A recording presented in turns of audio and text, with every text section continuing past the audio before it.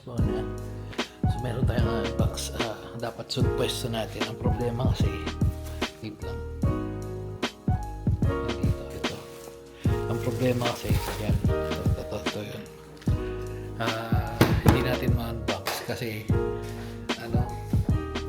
nasira yun. Tapos ito. Ang problema kasi nasira yung saksakan sa natin sa internet. So pilitan ko, hindi ako makapag-video ngayon doon kasi ginagamit ko yung anchor sa saksakan. Papakita ko sa inyo. Mabilis ang unboxing kung gagana at kung tatagal. Ito pala yung nasira. Wait lang, gawin natin.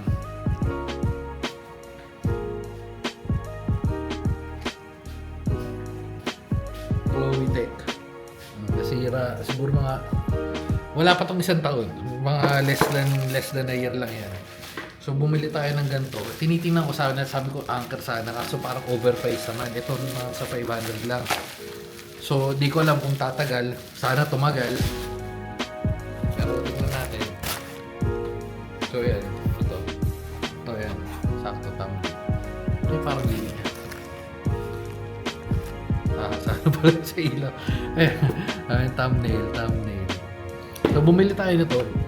Yung sinasabi ko, dapat tumingin na ako ng mga Vendion, Ugreen, Anchor. Sabi ko mga tested na natin yun, no? So ito, tinignan natin, bigyan natin siya ng chance. Ito, nabigyan natin siya ng chance, kaso bumigay.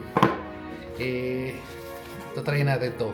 Bakit ito para sa mga modem natin? Kasi yung bumili tayo ng adapter, parang USB adapter papunta doon, para yun na lang. Anyway, so yun lang yun. So 100 watts naman to.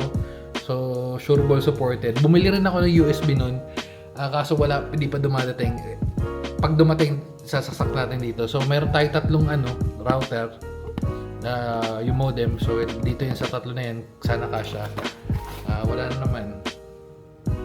Ayan, USB-C. USB-A. 5 volts to 2.4. Feeling ko kasya kaya na naman ito eh. Kasi nga, ano lang naman ito. Itong kalit kasya. Okay, so wala na. Yan lang yun. Saktong-sakto lang sa pagpapasyon natin. Ito yung natatanggal. Yung saksakan. Tapos, maliit lang. Sakto. Okay. Wala na. Yun lang. Mabilis na unboxing lang. Tapos, isa-set up na natin. Bumigay. Hindi man lang nagtagal. Kaya pala pag-check ko, sabi ko bumabagal yung internet. Pag sabi ko hindi pala bumagal yung internet, to wala yung PLDT. Okay. So tatanggalin lang natin to. Tapos lipat tayo doon para malaman natin kung gagana. Balak na. Maganda to ah. Pwede tsura nito. Ayun ah, may tsura niya. Roco rin.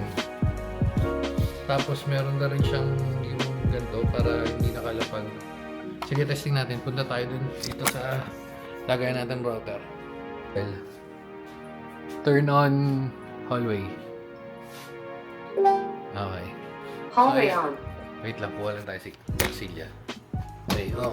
So ito yung sinasabi kong setup natin ngayon. Ayan, nakikita niyo yan. Dalawang anchor yung nilagay natin ngayon. Well, solid naman kasi yung anchor.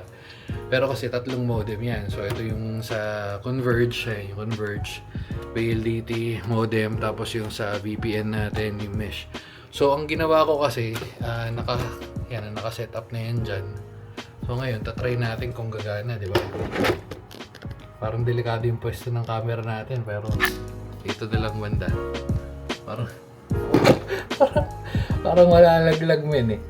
Okay. So yan. Nakita niyo ako, pero ang importante naman is itong saksakan, di ba? So mawawala yung internet natin. So lalagay natin ito ngayon.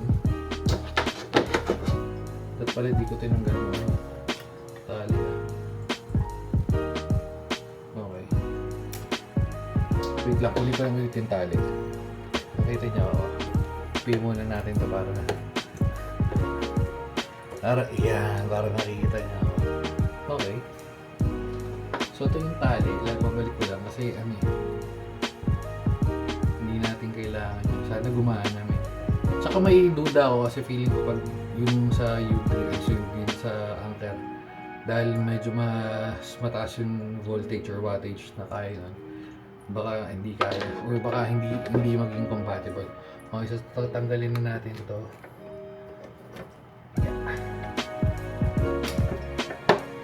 So ito inilipat ko. Well, pwede naman kasi adapter lang. So ginawa ko nila para isang saksakan nandun na lahat. So yun yung U-Green. Ito yung ginagamit ko para makapag-video na ulit ako. Yung makapag-video na maayos eh. Okay. So ito yung isa. Ayan, 70 watts. Ayan, 70 watts. Ayan, dalawang anchor. Tapos meron tayo dito, isa sakto maayos na natin. Ito adapter lang to ng hindi ko alam sa cellphone niya ata ito eh. So yung connect natin to ngayon dyan. Oops. Ngayon, nilipat natin, no? Okay. So tignan natin ito. Okay.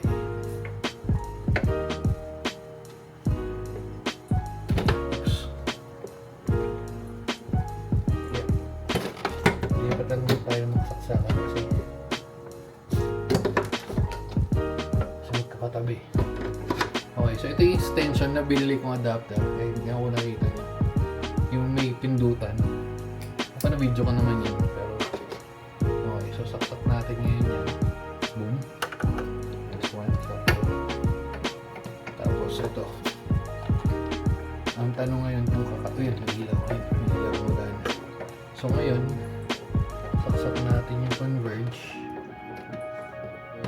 Magana ba? Okay.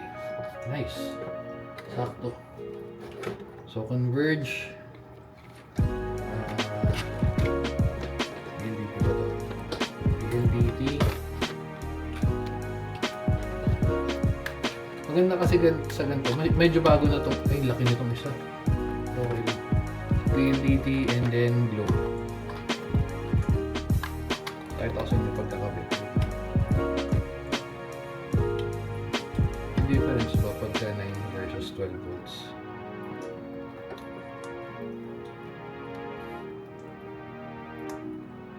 Hindi ko makita eh. Wait.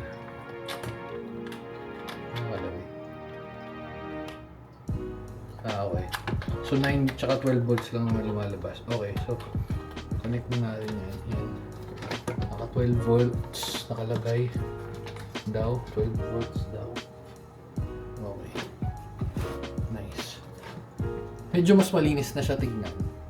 Ayan. Ayan yung itsura niya.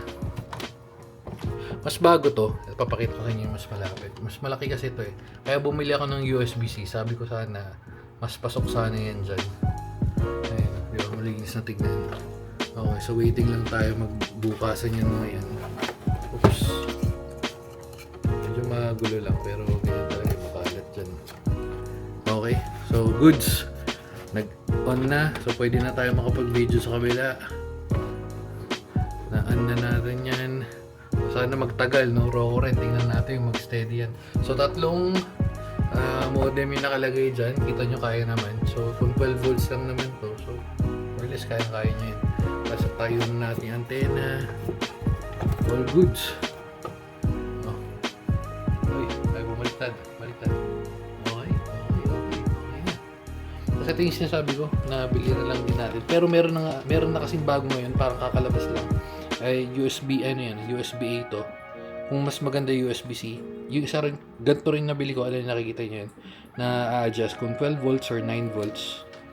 Pwede kasi to pag power bank, pwede nang, lalo na kung yung sa mga ano lang, sa mga ganito lang kailangan nyo to sa wifi. Kasi sa akin meron kasi tayo mga router, mesh. Okay, babay na mga guys, yun lang. Babo.